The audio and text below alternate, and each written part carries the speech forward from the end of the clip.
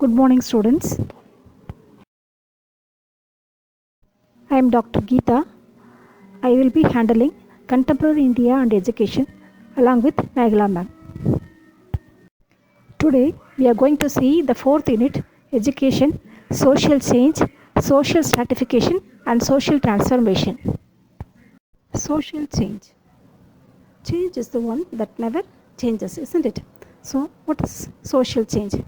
Change is that takes place among a group of people or a community or a society. So the change should take place not in one person, but it should take place among a group of people or a community or a society, and it is long lasting and it takes some time to change, isn't it? So in what way the changes can take place? So change can be in their lifestyle, dressing, food habits, beliefs, customs or traditions. So the change can be in any form.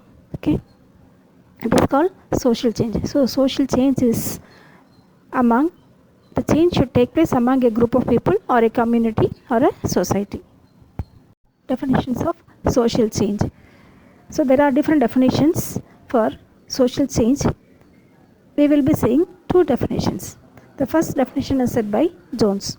So here Jones defines social change as a term used to describe variations and movements of social progress, interactions or social organizations. So it's a term to describe variations. Variations means changes and movements of social progress. So social progress means the society is progressing from adverse level to higher level, isn't it? So the movement of social progress. Interactions is the interaction between the people. For example, the teacher-student relationship, the interaction. In those days, teacher and student will not be having more interactions, but nowadays the teacher and student have intimate relationship, isn't it? So interactions and social organizations. So Jones describes social change as a term used to describe variations and movements of social progress, interactions or social organizations. The second definition is said by Ogburn. Ogburn describes social change as changes can take place in two ways, material culture and non-material culture. So material culture is the one, the things that we use, the materials that we use are in our life. In those days, we used to do everything manually, but nowadays the machines have replaced our manual work. So grinders, mixies, and means of transport. Those days we used to travel with bullock carts, but nowadays the four-wheelers have come, isn't it? So material culture is the one that we use in our life, and non-material culture is the thing that we have as belief, customs and traditions. So there's a change in our belief, customs and traditions. You all know that. So Ogburn says social change can take place in two ways. One is material culture and the other one is non-material culture. And he says they go simultaneously. Factors responsible for social change. There are different factors that are responsible for social change. The first factor can be natural calamities. Where natural calamities takes place, the people's lifestyle changes. For example, when after the earthquake or flood or famine, the people's lifestyle changes. So natural calamities plays an important role in changing the people's lifestyle. The second one is science and technological inventions. So when there is new inventions in the field of science and technology, there comes a social change.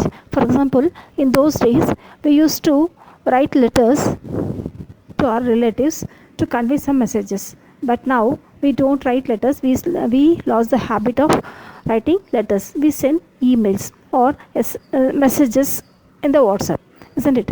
And in those days we used to do the things manually, but those manual things have been replaced through machines like mixie, grinder, everything. So science and technological development brings social change. And then the third one is war. When there takes place a war, there comes a social change. So political changes, when the political changes takes place, there is a change in the lifestyle of the people. For example, after the war, the people's lifestyle changes, the government is changing, so they change the rules and regulations. The fourth one is cultural factors due to diffusion and borrowing.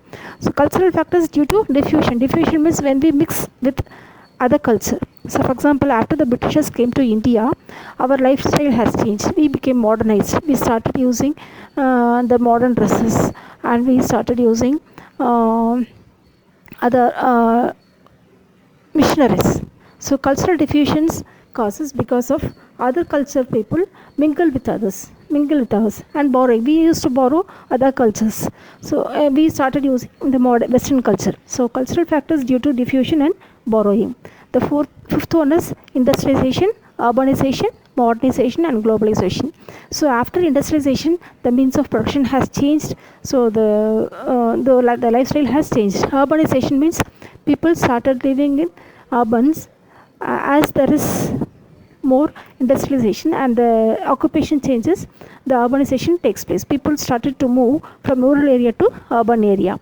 And modernization and globalization, these brings social change among the people. Barriers to social change. So there are some barriers that prevents social change.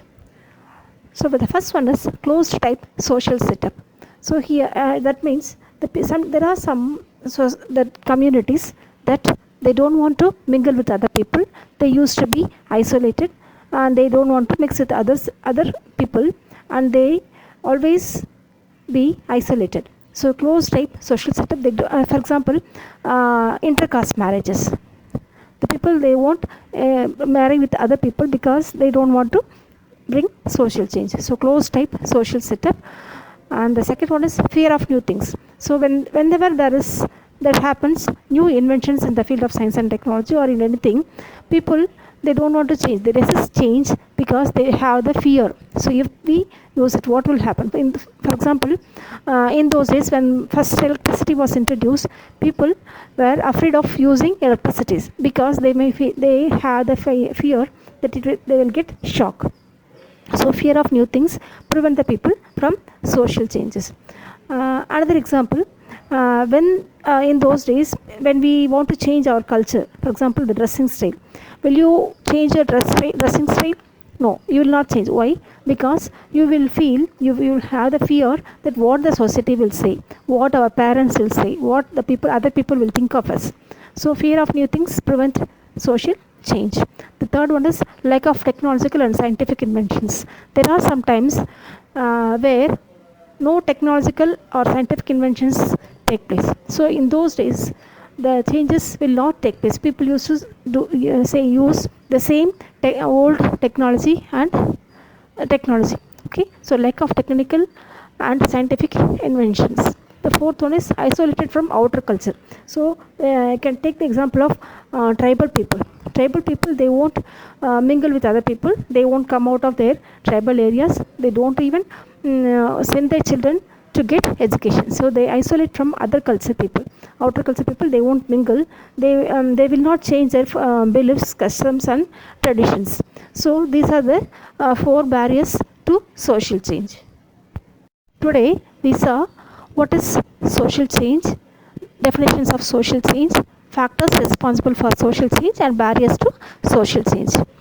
In the next video we will see education, the role of education bringing social change. Hope you understood, girls. Thank you.